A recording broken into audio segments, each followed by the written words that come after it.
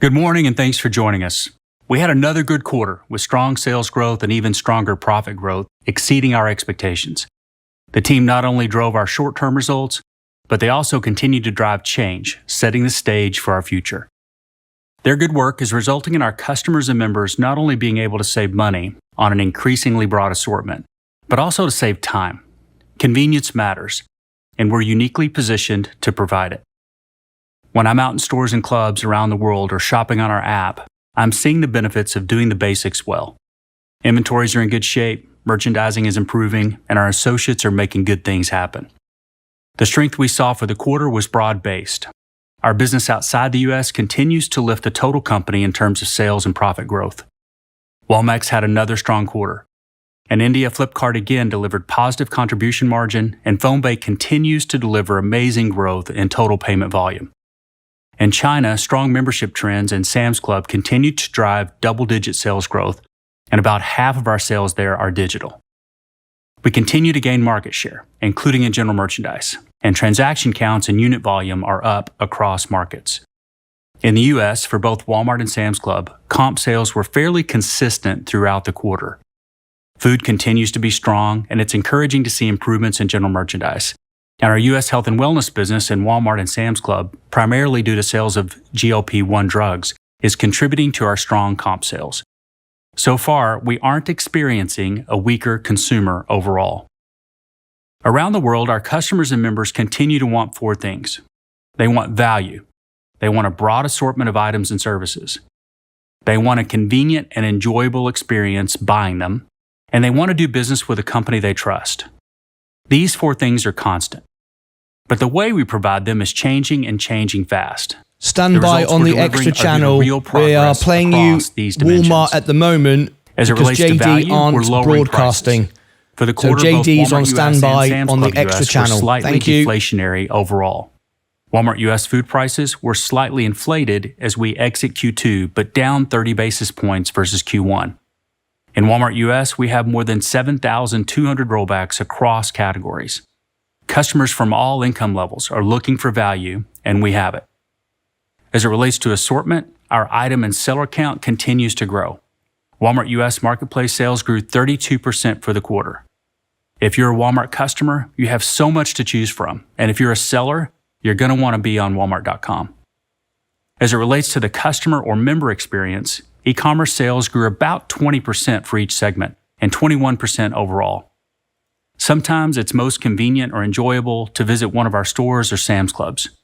Sometimes it's more convenient to pick up an order, and sometimes it's more convenient to get it delivered. Our store and club businesses are growing. Pickup is growing faster than our in-store or club sales, and delivery is growing even faster than pickup. Delivery accuracy and speed continue to improve. Our e-commerce progress creates more optionality for our customers and fuels the growth of our newer businesses. Globally, membership income grew 23%. Walmart Plus memberships were up double digits. And Sam's Club US achieved a record high member count. Globally, advertising grew 26%, including 30% growth for Walmart Connect in the US. Advertising sales driven by marketplace sellers were up nearly 50%. As it relates to strengthening our business for the future, we continue to be pleased with the automation work happening in our supply chain and our progress with technology overall. We're finding tangible ways to leverage generative AI to improve the customer, member, and associate experience. We're leveraging data and large language models from others and building our own. One example is that we've used generative AI to improve our product catalog. The quality of the data in our catalog affects nearly everything we do, from helping customers find and buy what they're looking for, to how we store inventory in the network, to delivering orders. We've used multiple large language models to accurately create or improve over 850 million pieces of data in the catalog. Without the use of generative AI, this work would have required nearly 100 times the current headcount to complete in the same amount of time. And for associates picking online orders, showing them high-quality images of product packaging helps them quickly find what they're looking for. Customers and members are already enjoying AI-powered search on our app and site. And now they'll have even more help with a new shopping assistant that provides advice and ideas, answering questions like, which TV is best for watching sports? Looking ahead, the assistant will be able to respond with more specific follow-up questions like, how's the lighting in the room where you'll place the TV? Helping our sellers on our marketplace is also an area where we see opportunities to be better using generative AI. As we work to do all we can to help our sellers grow their businesses, we're testing a new experience to select US-based sellers that allows them to ask us anything. We want our sellers focused on selling, so the more we can make it a seamless experience, the better. The new assistant will quickly summarize and provide the seller with succinct answers without them having to sort through long articles or other materials. The use cases for this technology are wide-ranging and affect nearly all parts of our business. And we'll continue to experiment and deploy AI and generative AI applications globally. We're anchored in the responsible use of AI, while also moving with speed and in an EDLC way to meet our future needs and scale these experiences. Today's Walmart is different. We are people-led and tech-powered. We put ourselves in a position where we can continue to grow because we're serving people however they want to be served. We can grow profit faster than sales while investing in our associates and lowering prices for customers and members. And we can grow ROI as we make the right capital investments and grow profitability. Before I close today, I'd like to welcome Bob Moritz as the newest member of Walmart's board of directors. Bob brings more than 38 years of global business experience, including as the global chair of PricewaterhouseCoopers until his retirement in June of this year. Bob's experiences and skills are highly relevant to the oversight of Walmart's governance and strategy, and we're excited to have him. As always, I'd like to thank our associates. They've delivered a great first half of the year, and we're looking forward to a strong second half. With that, I'll turn it over to John David. Thanks, Doug. I want to start with thanking our team for delivering on a good quarter. We're pleased with our results and the continued progress we're making executing our strategy. Since we shared our financial outlook at our Investor Day in April of last year, on average, we've increased our quarterly sales by more than 5% and our quarterly operating income by 9%. These financial results reflect that our value proposition extends beyond great prices into convenience. Our combination of price, trust, assortment, and experience has made us more relevant with our customers and members than ever before. Q2 sales, operating income, and EPS all exceeded the top end of our guided ranges.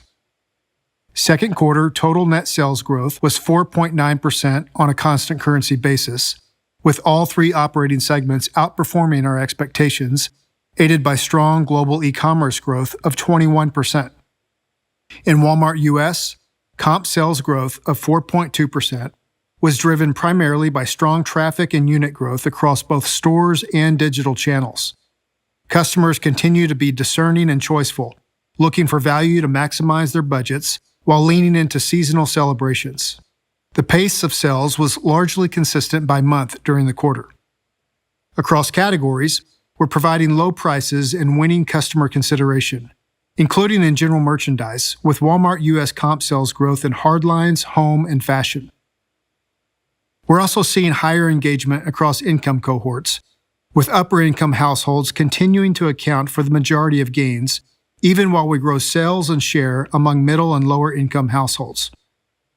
We're seeing private brand penetration continue to increase, and we're highly encouraged by customer uptake of our new food brand, Better Goods, and the early excitement surrounding the relaunch of our young adult fashion brand, No Boundaries.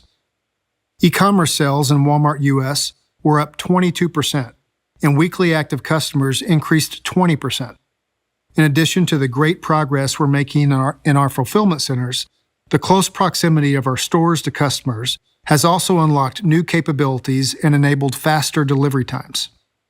Store-fulfilled delivery was up about 50% in Q2, with customers increasingly choosing and paying for delivery of their e-commerce orders in under 1 hour or under 3 hours. Our international business delivered constant currency sales growth of 8.3%, reflecting strength in Walmex, China, and Flipkart. Across markets, sales were strongest in food and consumables categories, and we're encouraged that general merchandise growth has improved year over year. Our private brand penetration increased in multiple markets as customers continue to focus on value. In our Bodega and Walmart formats in Mexico, Nearly half of customer orders included a private brand item in Q2. E-commerce sales in our international markets were up 18%. Customers are responding favorably to the increased convenience as we scale pickup and delivery capabilities. In China, we increased e-commerce orders delivered within 1 hour by 28% to 59 million orders. And in India, Flipkart Grocery grew over 50% while providing next-day delivery in over 200 cities. And in Canada, our Delivery Pass members drove more than 40% of grocery delivery sales, with order frequency significantly higher than that of non-members. Sam's Club US comp sales ex-fuel increased 5.2%, including e-commerce growth of 22%. Digital engagement remains strong with Scan and Go penetration surpassing 30%. And with our increased convenience of our Just Go technology now operational in 325 clubs, over 50% of our members can exit without a check, improving member NPS by more than 800 basis points compared to the clubs without this technology. The Members Mark private brand continues to drive excitement as sales and digital penetration increased during the quarter. Sam's is also growing membership across all income levels and with younger demographics, with Gen Z and millennials constituting about half of new members in Q2, a positive signal about the future growth of the business. From a margin standpoint, consolidated gross margins expanded 43 basis points, led by Walmart US and international segments. We're focused on providing everyday low prices for our customers and members, and we're managing U.S. pricing aligned to competitive price gaps. Customers and members are responding to our value proposition. We're seeing continued sales growth, share gains, and higher gross margins. We're demonstrating that we're able to grow our business on a sustained basis in the absence of price inflation. Global e-commerce losses continue to narrow, most notably in our Walmart US and Flipkart businesses. While improved business mix is helping, we're also encouraged by the progress in core e-commerce margins due largely to another quarter of nearly 40% reduction in U.S. net delivery cost per order. Flipkart's contribution margin also expanded significantly in the quarter. Scale and delivery density are key. As more customers are shopping with us more often across more categories, we're improving delivery density and transaction-level margins.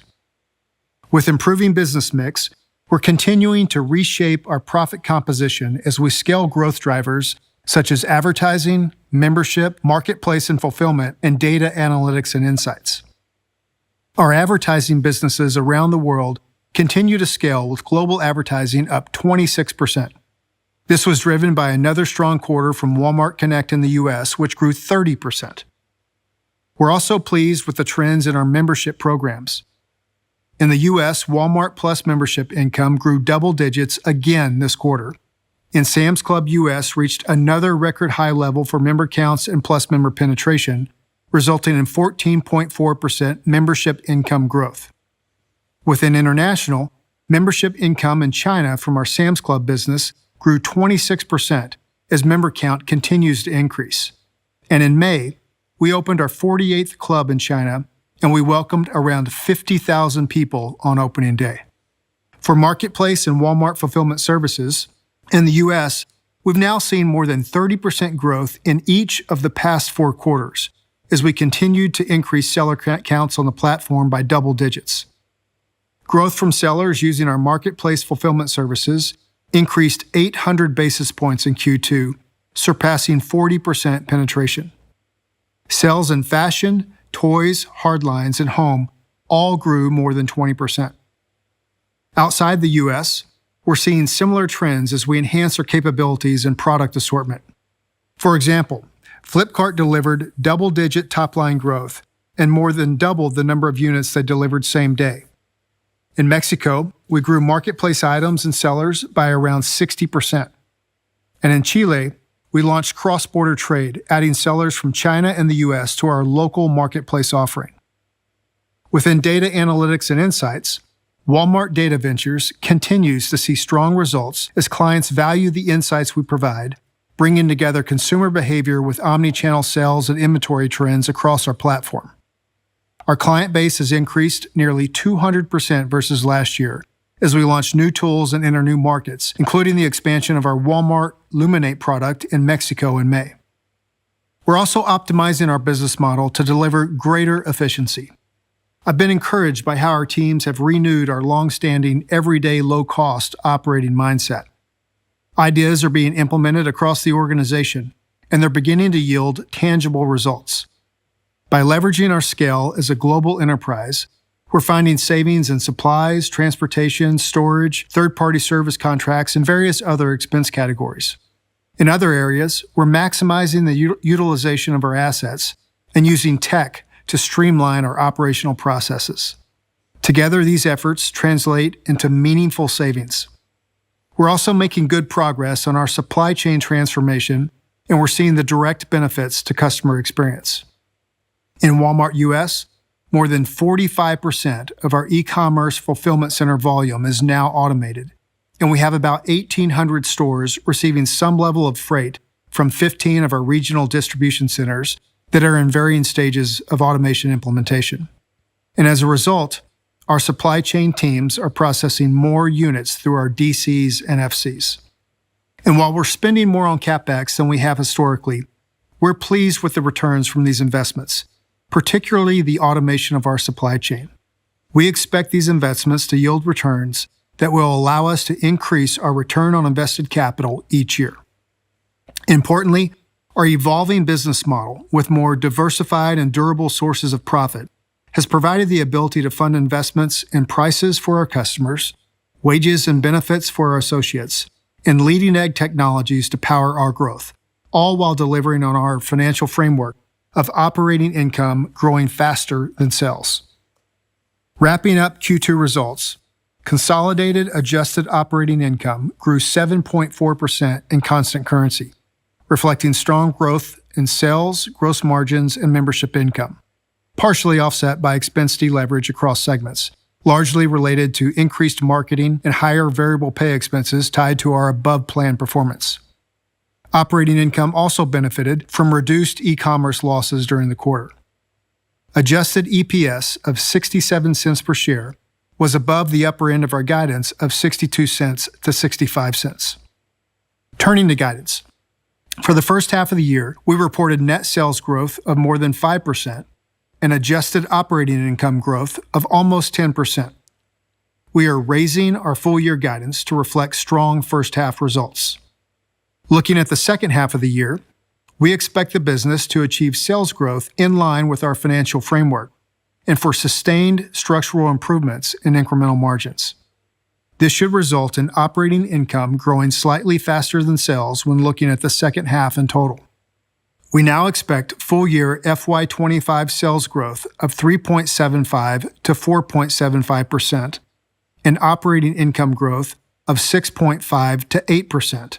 Versus our prior guidance of growth of 3 to 4% and 4 to 6%, respectively.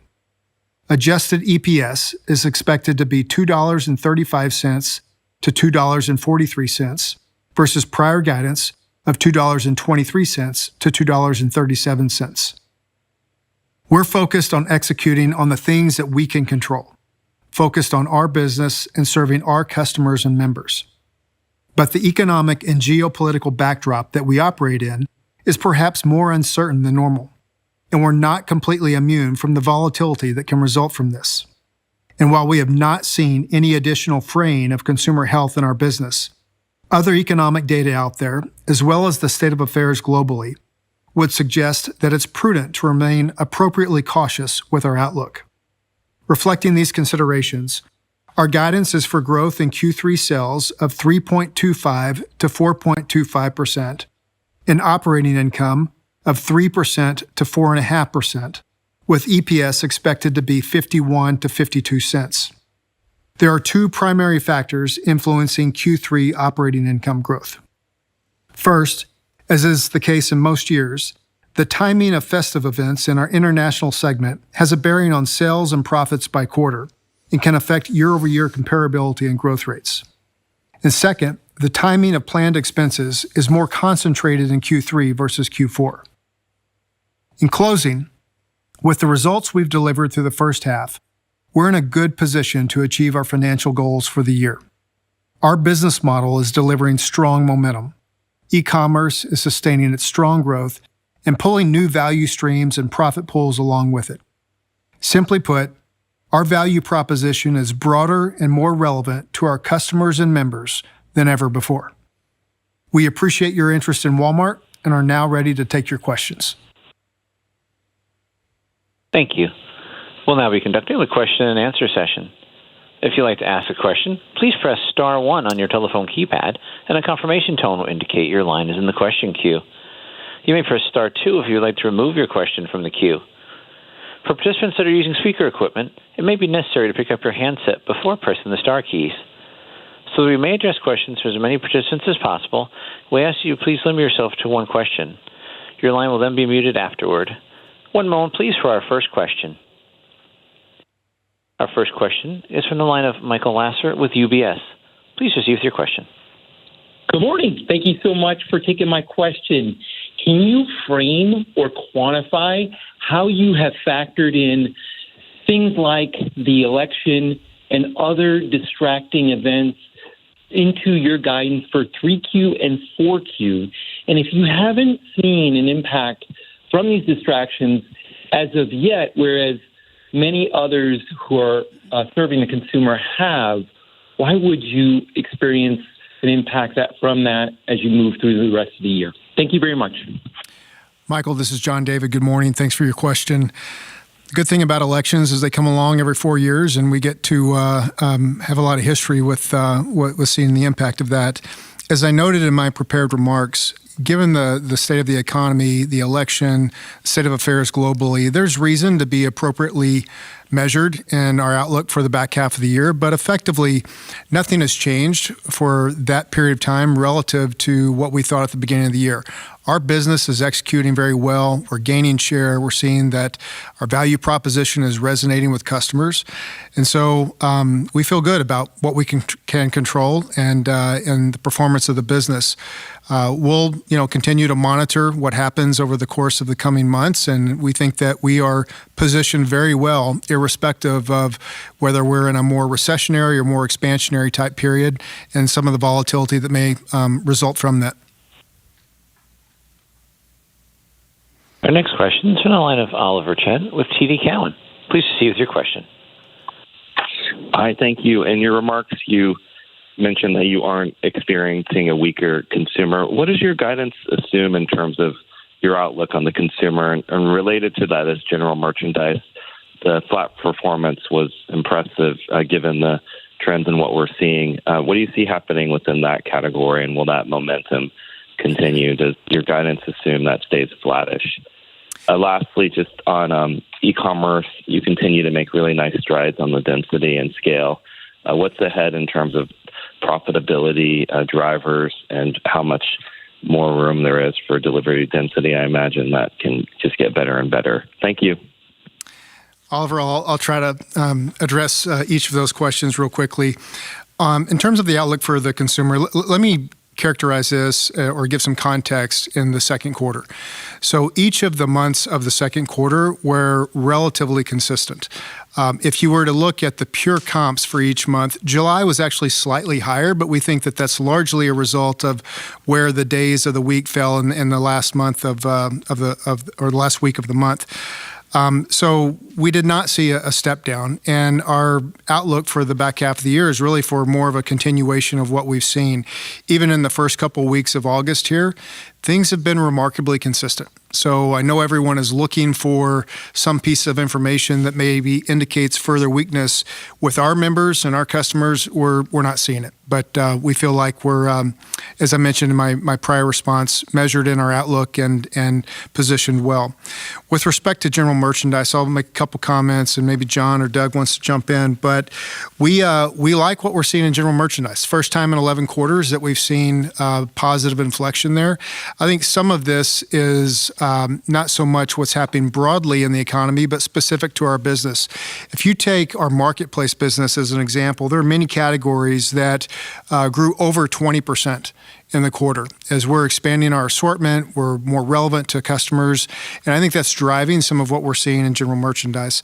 Lastly, on e-commerce, I would say that continues to have an outsized contribution to our results. If you look at the second quarter and you were to parse out the various pieces of our business, for example, advertising, membership, fulfillment services, core e-commerce, without the benefit of any of those, was the single largest contributor to our year-over-year operating income improvement. So we really like the progress that we're making there. John may want to comment on some of what's happening in the U.S., but continue to make good progress there.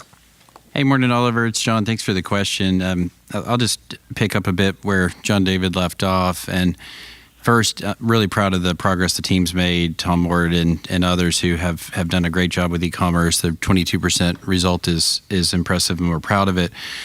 The progress behind it, maybe we'll just start with customers. The thing that Doug mentioned in his earlier remarks about using Gen AI for the catalog has been a great enabler over the last few months. It's about 100 times more productive to use Gen AI versus having people work through each product display page. And that's really important in the context of the marketplace, where we've had so much expansion in the terms of the number of sellers and the number of assortment, the number of items in the assortment. So for customers, more and more, we are really feeling like Walmart can sell you anything that you want to search for. And for the sellers that are coming on, it's an exciting time because there is so much momentum in the business all around. So the Gen AI product that we're using has helped us populate the attributes and the characteristics of hundreds of millions of items, and that would have taken, as I said, 100 times longer if we had tried to do that manually. So when we're trying to really understand the intent a customer has in each session when they're on the site or in the store, then we're able to match the catalog to their intent in a much more effective way, because the detail of each item in the product display pages has gotten so much better. So that's one example of using the latest technology that we can to try to improve customer experiences. And so, customers in many cases start shopping in the store. We know there's much more value when a customer is shopping both in the store and they're in e-commerce. Third, when they join Walmart Plus, we see even more frequency. And then the last thing I would say is something that we said earlier about convenience. The number of customers who are enjoying the benefits of convenient on-demand deliveries, and when I say on-demand, I mean less than 3 hours. That has grown at a very high rate over the last few quarters in this last year. And so the flexibility that the team has been able to offer to customers, whether it's in the store, at the curb, delivery, or with Plus, or in this on-demand channel, which is really fast, in many cases it's less than an hour for the full store assortment across the country, has been great. And so we'll continue to lean into these areas, number one. And then second, you mentioned density and frequency. We just recently expanded our delivery catchments to include about another 15 million homes across the country. And that's a result of the density and the business that the team has built. And all those things added up are helping us with this core e-commerce profitability improvement that John David mentioned, which has been really helpful for the total P&L. Yeah, and hey, Oliver, it's Chris Nicholas here from Sam's Club. Just to build on that answer from a Sam's Club point of view, our incredible associates have done a great job for our members, and our results are reflecting that. And if I think about how we've done that, digital engagement has been a really big part of it. So if we take a look at the numbers, John David talked about some of them, but e-commerce is up 22%. That's delivery from Club, that's delivery from fulfillment centers, and that's pickup from Club, and all three of those are resonating really well. On top of the e-commerce piece, we have a digital engagement in Club with our Scan and Go up 190 basis points. Our Just Go frictionless exit that John David talked about is really resonating. I think when this went to print, it was 325. We're now at 380 clubs. So we're feeling really good about that. And what that does is it helps drive just a much deeper engagement with our members. They're spending more. They are more prone to renew, which we feel really good about. And, it's worth mentioning, and it's something we've talked about before, that the Sam's Club e-commerce business is profitable and it's growing rapidly. So we're feeling good about the mix. We're feeling good about the offer. And it's across the membership base too. Oliver, this is Doug. One of the questions we used to get was, how do you feel about e-commerce as it relates to impulse sales? people walk into stores and clubs and they buy things that they didn't necessarily have on their list when they came in. Can you do that with e-commerce? And one of the interesting things that's happening with generative AI is that cross-category search is more effective, which serves up more general merchandise items, and it helps drive e-commerce profitability, as you were asking about earlier. So we're in this situation where we've got the best e-commerce food offer, and new tools are helping us connect impulse items that are general merchandise in some cases, which helps us improve both sales and profitability. Our next question is from the line of Kate McShane with Goldman Sachs. Please proceed with your question. Hi, good morning. Thanks for taking our question. Membership growth was noted as one of the drivers of operating income dollar growth during the quarter, and there did seem to be an acceleration from Q1 to Q2, especially at Sam's Club. I wondered if there was something meaningful that had changed from a quarterly standpoint or a sequential standpoint. And you flagged increased marketing as part of the reason that operating expenses deleveraged in the quarter. Did that have anything to do with some of the increased membership that we saw? Thank you. Hey, Kate. Chris Nicholas here from Sam's Club first, and I'll just touch on the membership growth piece. We are seeing all-time high membership growth. We're seeing all-time high plus penetration too, so the health is really good. And we're also seeing growth across all income cohorts and all generations. One of the really exciting things we're seeing is that 50% of the growth that we saw in the quarter was Gen Z and millennials. And that really talks to a really strong health for the future. We're getting people early in their lives. Please tap the like button. YouTube will share this out to more people. The reason that it's working and more is people we're can focusing learn on all about parts of our value proposition. Walmart, the amazing so we're focusing company really that it hard is. on enhancing So the please core do value tap proposition. the like button. Thank you very much. We're focusing really hard on that deepening of digital engagement, and Members Mark is doing really well as well. And you saw that in terms of transactions. Our units were ahead of comps too. And what's good about that for a membership model is the more engagement you have, the more frequently that they engage with you, the more prone they are to renew. So just good quality health of the Sam's Club business drives more members in and drives that renewal rate up. Hey, Kate, it's John. Good morning. Thanks for the question. Let me address the marketing question in addition to the comments Chris made about membership. And if you step back, what we opened the call with is we know what customers are interested in around the world, and those are the four things we talked about: value, assortment, experience, and trust. And while, of course, we have always focused on being a great value with everyday low price, and we're driven to an everyday low cost culture to support everyday low price so customers can always depend on us for the best value of our basket of goods, what's happened in the last couple years is a really rapid expansion in assortment. We've talked about that for the last few quarters on calls like these and other places. But as the assortment has expanded, our ability to show those items in a very high quality way using new tools like generative AI and improving our search has enabled us to understand better what customers are looking for by season, by session, by time of week. And it felt like it was the right time given this increase in convenience in addition to pickup and delivery. So you can shop in the store, you can pick up on a schedule, you can deliver on a schedule, and then this acceleration of this convenience experience felt like the right time that we need to be more bold about telling our story to our customers.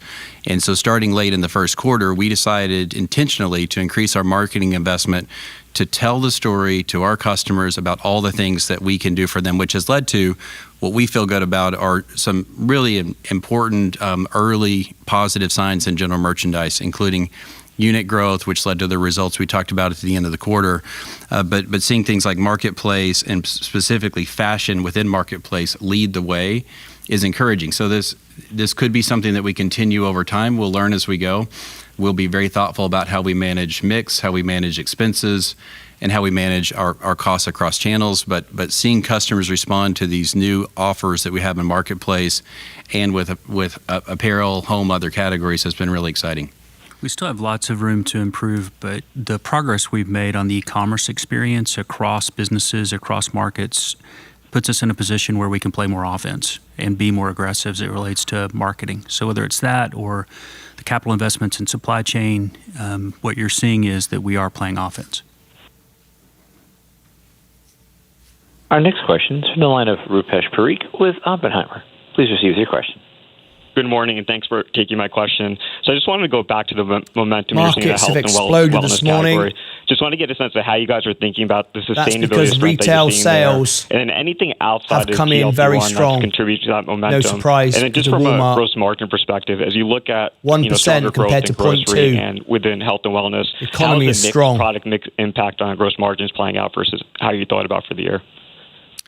Hey, Rupesh, it's John. I'll take that. So let me start with mix in general. In the quarter, as we noted, better results in general merchandise, which is, of course, helpful. We have strength in food and consumables.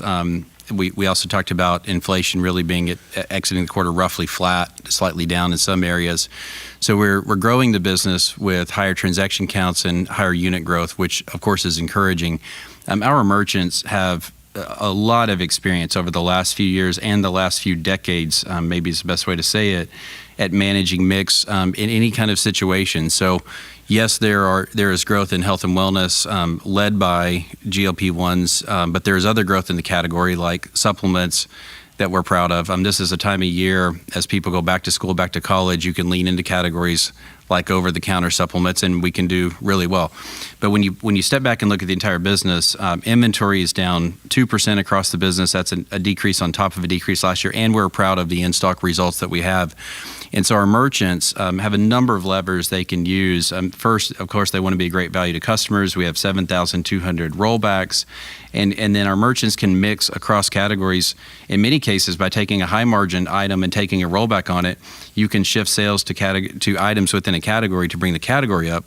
And you can do that while you have pressure in other places. So at this point, we're managing the margin. We're managing mix. I don't have any concerns about our ability to do that at this point. We'll see growth. Perhaps it's uneven in certain cases. That's always been the case. But we're in a good spot in terms of inventory, in stock, value, being ready for customers so that we can manage our mix. Thank you. Our next question is from the line of Simeon Gutman with Morgan Stanley. Please proceed with your question. Good morning. Thanks, everyone. My question, it's on the spread between U.S. EBIT growth and U.S. comps or U.S. net sales. It looks like the first half of the year, you're running 4-ish and change comps, and you're doing EBIT growth of about 7 to 8%, so about a 3 to 4 point spread. My question is two parts. First, are there active decisions of reinvestment that we can do both reinvest and grow? Curious how much reinvestment's happening. And second, that 3 to 4 point spread, is that representative of the business's run rate? Or is this still scaling, and then that spread should continue to widen going forward? Thank you. Simeon, this is Doug. We are being thoughtful and deliberate about reinvestment. And we start out thinking about the customer first. What's the level of price investment? Where are our gaps? And as we've been saying for some time now, we're feeling comfortable with where our gaps are, and we'll continue to support those as needed. And it is great to see prices come down. We are wired to help bring prices down, and we'll continue working on to get more rollbacks to help customers and help members save money. The second thing we think about is our associates and where's our level of compensation, what investments need to be made there. And you've seen now for years a string of different investments that we've made in our associates, whether that's hourly or management. We obviously think about shareholders all the time, and it's not lost on me that our operating income percentage came down for a period of years as we made investments, and it feels good to have turned the corner on that and have a healthy business mix so that we can do both in parallel. So whether it's a 1-year operating plan or it's a 5-year plan, we're kind of in that season right now where we think about a 5-year view. We're trying to be deliberate about reinvesting in the business so that the momentum continues and we don't find ourselves having managed the short term to the detriment of the long term. Our next question is from the line of Christopher Horvers with J.P. Morgan. Please proceed with your question. Thanks. Good morning, everybody. You talked about the U.S. e-commerce business turning profitable perhaps in the next 1 to 2 years. After 2Q, is there any refinement to that time frame? And then related to that, in the first quarter, you talked about, I think, total contribution, $300 to $400 million in alternative profit pool growth that you saw in that first quarter. Is that improving? And can you talk about how that arc of improvement trends as we look out into the future? Thank you. Christopher, this is Doug. I'll go first, and others can join in if they want. As it relates to e-commerce profitability, for some time now, I've been trying to stress to everybody not to get too hung up on it. We've got a business with a lot of variables here, and we're going to manage them all. And there are going to be new businesses that we invest in that in the short term don't make money, but make money in the mid to long term. And at some point, we'll tell you that we've crossed a threshold and that e-commerce is profitable. We'll then talk about whether that includes advertising or doesn't include advertising. You heard John David say earlier, we saw a lot of progress in core e-commerce during the quarter, which is absent advertising, and we focus on that, and we're seeing really great improvement there. And so I'm encouraged by it. But with Walmart, I wouldn't get hung up on one metric too much, whether it's advertising income or membership income or e-commerce profitability. Look at the omni total. We have a great and huge store and club business around the world that is profitable. We make money in food. We make money in consumables. We make money in general merchandise. And we'll eventually make money in e-commerce. And we're getting into that zone where it's going to cross a threshold. And we'll talk about that at some point, and then we'll put that to bed, and we'll be talking about something else. I'll just add on the newer businesses, we continue to see great progress there in the quarter. Just to maybe cherry pick a couple of them, if you took advertising and membership, those two alone accounted for over 50% of our operating income growth. And so, as Doug and others have alluded to, all these things work together. We've got to be really good at the core basics to have those work, but continue to be pleased with these faster growing, higher margin parts of our business that you all are seeing are changing the reflection in terms of how our financials look. Our margins are inflecting higher. Can I just add too, as I look across the international business, there's so much balance across the markets, and we do have markets where we are e-com profitable. We have channels where we're e-com profitable, but what we see holistically is that while with the value and convenience play, that is growing density, it's helping our fulfillment costs come down, and it's helping the overall profile. But it's just a very balanced result across markets as we're seeing that omni continuing to increase as a component of our business and seeing the profitability mix really balance out. Our next question is from the line of Christina Katai with Deutsche Bank. Please proceed with your question.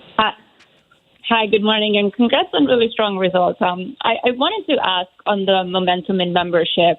You have done a lot to enhance the Walmart Plus business. You added many new features. So one is, what have you found to be working best, not only in attracting, but also retaining members? And then second, can you update us on the uptake of the Walmart Plus Assist program and how you think about the sustainability of that growth as we think about the low-income consumer taking advantage also of convenience and value? Thank you. Hey, Christina, good morning. It's John. I'm happy to address the question. Of course, I'd say we're proud of the progress in Walmart Plus. The team is working really hard on ensuring that, number one, the offer is built in such a way that it's very relevant to our customers all across the country. The core of the offer, of course, is delivery without cost from either the fulfillment centers or stores. And our ability to attract people starts with the offer. Our ability to retain people ends with how well we execute that proposition. So we spend a lot of time and energy. We start every week going through all the metrics on how we did on the week before, the month before, the quarter before, and then building roadmaps to ensure that any friction that we are putting in front of customers, are doing everything we can to try to eliminate that. We know that when we deliver what we call a perfect order, which is part of our over customer experience score, that the likelihood of repeat and renewal goes up significantly. So we focus a lot on ensuring that customers get what they ordered, when they ordered it, with only appropriate substitutions when those are absolutely necessary, and those are all helping.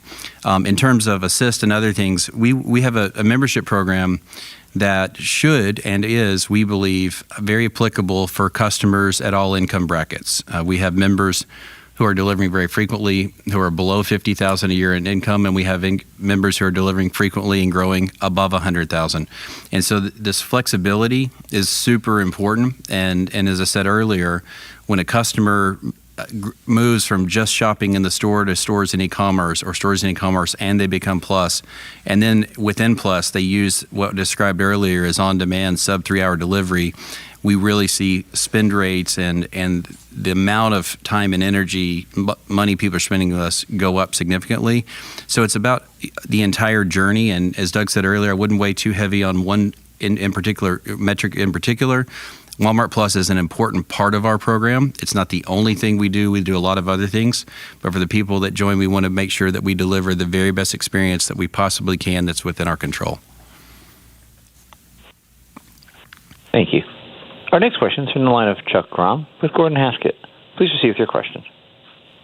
Thanks. Good morning. Great results. On automation, where are we on that journey today, and how much of the benefits are we seeing in the P&L over the past couple of quarters versus what you expect to flow through over the next several years? And then separately, on August comps sound solid. Any early thoughts on back to school, back to college? Thank you. Hey, Chuck, it's John. I'll take that first. I'll start with automation and talk about back to school for a second. As you know, we have a number of facilities and a number of types of facilities around the country that we are automating in the supply chain. We have our regional distribution network, which is primarily an ambient network. Progress there is right where we planned it to be. Continue to be pleased with the progress of our provider in the space. And by the end of the year, roughly we should see about 3,000 stores of the 4,600 having deliveries from automated facilities in some way. So the progress is good. The ability for a store to get a load in that is palletized, it's by aisle. And as we build more density in these centers, not only is it by aisle, in many cases it's by section when an associate needs to stock a pallet, is so helpful. I mean, I remember working in stores years ago, and it was a bit of a treasure hunt to try to find the items you needed, the cases you needed. But not only our automation, but then the in-store technology to help us locate what we own and know where it is makes it much easier for our associates to access inventory and get those things in front of people. The second type of automation, of course, is perishables. That's a network that we're pretty new in. That we have about 3 facilities that are underway, and then our fulfillment center network is probably the farthest along with the highest percentage of buildings that have converted, and we're really pleased with the accuracy, the number of steps it takes an associate to run inventory through, and our variable cost per unit is showing significant improvement in those centers. The last part of your question, back to school, it started off strong this last couple weeks. I've been, and a number of operators have been in stores all over the country where we're looking at how ready they are for back to college and back to school. About 50% of our customers still say they have a lot of shopping left to do. We have over 2 million school lists uploaded on the site. So we still have a lot of trading ahead of us. So good start. We have to continue to execute really well, clean up, come out of the season strong so that then we can move to the next holiday, which will be Labor Day. We take all these one at a time. We focus on what we can control. We execute. We clean our inventory up, and then we move forward. So good start, but a lot of trading left to do. Thank you. Our next question is from the line of Corey Tarlow with Jefferies. Please proceed with your question. Great. Thank you, and good morning. So, Doug, a couple quarters ago, you had mentioned to us that deflation could be a real possibility. And now in the prepared remarks today, I think for the quarter, both Walmart US and Sam's Club, you mentioned, were slightly deflationary overall. So I'm wondering, what do you think this means for the trajectory for pricing as we look ahead? What does it mean for your price gaps? And then additionally, how do you think private label plays into this, as I think we've continued to see those price gaps widen as well, and that also is continuing to increase in terms of penetration in the business. So how do you see that adoption unfolding in the midst of, in the broader context of pricing potentially being slightly deflationary? Yeah, Corey, first I would say we want to sell brands. It's important to Walmart to sell brands and show a value, and so we're hoping that our branded suppliers do the right things with both quality and price to get to the value that our customers want to see. I would guess that private brand continues to grow, although it'd be okay with us if the percent of total leveled out for the reason that I just mentioned. Our teams are doing a better job with private brand as it relates to both the development of the product, the quality of it, and the value. So, that's good and helpful for customers, and we'll keep doing that. Looking ahead from a pricing point of view, fresh food is behaving like it does. Supply and demand moves faster and things adjust, whether it's the proteins or it's fruit and vegetable. General merchandise has come down. My guess is it doesn't come down a whole lot more, but it's great that the prices are down and that rollbacks are being reflected. In dry grocery, processed food consumables are where inflation's been more stubborn. And as we mentioned, we still have slight inflation even in last quarter in in the food categories. So I'm hoping that what we see from our branded suppliers is investment in price, and we're seeing that from some of them and not others. We have less upward pressure, but there are some that are still talking about cost increases, and we're fighting back on that aggressively because we think prices need to come down. So I don't forecast that we're going to see a lot of deflation in our number looking ahead. It probably levels out about somewhere near where we are, with the mix being reflected as I just described. Thank you. Our next question is from the line of Paul Lejuez with Citigroup. Please proceed with your question. Hey, thank you, guys. Following the gross margin expansion in the first half, how are you thinking about gross margin in the second half? Which drivers of the first half margin expansion stay the same? Which fall off? And are there any new drivers of gross margin that we might see pop up in the second half? And then maybe related to that, what are your expectations for the competitive landscape relative to what you've seen over the past several months? Thanks. Paul, John David will respond to the gross margin question, but I just want to jump out in the front part of that and say we're not raising prices, we're lowering prices. Like we don't want product margins to go up. When we talk about margin improvement in our company, it's business mix, mix of geographies. It is not that we are increasing product margins. Yeah, I just add to that, Paul, that if you look at some of the drivers of the gross margin improvement, as Doug noted, business mix drives a large part of that. We've also seen improvement, as I mentioned earlier, in just core e-commerce losses. Within the core merchandise mix, we had a little bit of benefit from improved shrink in the quarter, similar to what we saw last quarter as well, as we were at higher levels last year. But as Doug noted, we're advocating for our customers. We want to drive everyday low prices, and we're not intending to achieve any of our margin performance by passing this along to our customers and members in the form of higher prices. I'd probably just call out too, we had talked, we had a really strong Op Inc. result in Q1, and we called out that Q2 would moderate. It did, but it was still a really strong result into Q2. But one of the things that I'm finding in international is that there is a significant amount of impact from events. And we will have BBD in the back half, which does change the profit profile of the back half. But we're still really optimistic and bullish about the results we're driving in international. It's just recognizing that those big events do kind of have a disproportionate kind of impact on the ratios across between top line and bottom line. What does BBD stand for? Oh, BBD is Big Billion Days, which is a really big sales driving event in India that happens around Q3, Q4. Our next question is from the line of Kelly Banya with BMO Capital Markets. Please proceed with your question.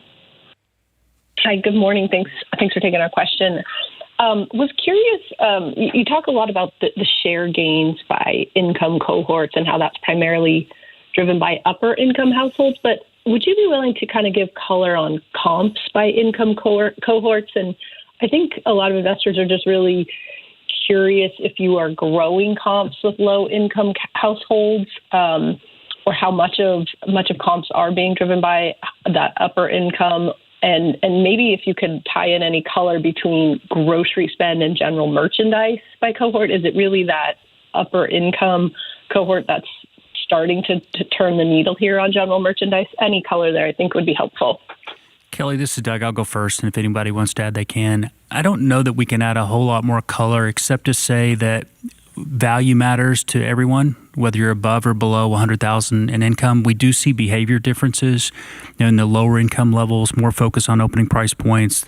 End of month behavior looks different, all the things that you would expect, but they still need us for general merchandise price points. And as it relates to higher income people, they can buy more discretionary goods and they can pay more for convenience, and we're offering all of it.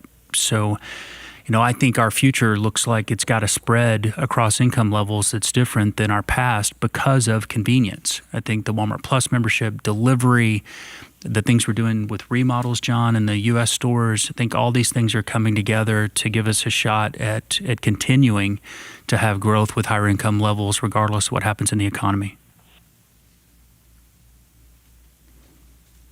Thank you. The next question is from the line of Robbie Ohms with Bank of America. Please proceed with your question. Oh, hey, thanks for squeezing me in. I just was wondering, from the team, with the back half guidance, I'd be curious to get your thoughts on what kind of holiday Walmart is planning for this year, in the U.S. and even globally. It's going to be great, Robbie. We're all smiling at each other. I mean, you guys know what we know about the volatility of the environment and all the things that are in front of us. But the good news is we have a long history of dealing with volatility and surprises of all forms, especially in more recent years. It is nice that the early days of back to school went well. Most times, I guess, that does give some indication as to how Halloween and Christmas will go. We bought increases and we're playing offense. So we're expecting to have a good holiday, and we look forward to serving our customers and members through all the holidays around the world. Thank you. At this time, we've reached the end of our question and answer session, and I'll turn the call over to Doug McMillon for closing remarks. Yeah, as always, thanks for your time and attention. We're feeling pretty good about where we are. We believe we're making real progress, not only as it relates to saving people money, but growing our assortment through both first party and third party, and importantly, saving people time. Regardless of your income level, you need to and you want to save time, and convenience is a big deal, and we're improving that part of our experience. The team's driving results right now, the unit growth, market share growth, pricing improvement, really good inventory management. It's great to see, and it's also great to see ROI up 230 basis points in the quarter. At the same time that the team's doing a great job driving short-term results, we're building for tomorrow. The e-commerce growth is strong. That includes the marketplace business, which helps pull through things like membership and advertising and fulfillment services, resulting in that new business model. And I'm also really excited about international as it relates to building for tomorrow. We're in a great position in the right markets, and this business is more than a domestic business. It's got global leverage, global benefits, and Kath and the team are figuring out ways to help make that be true across markets where they see benefits by being part of Walmart. And 8% operating income growth for the quarter was really good. So we're trying to do a good job of both managing the short term and building for the long term at the same time, and I think that's what we're seeing happen, and I'm just really grateful to the team. Thank you all.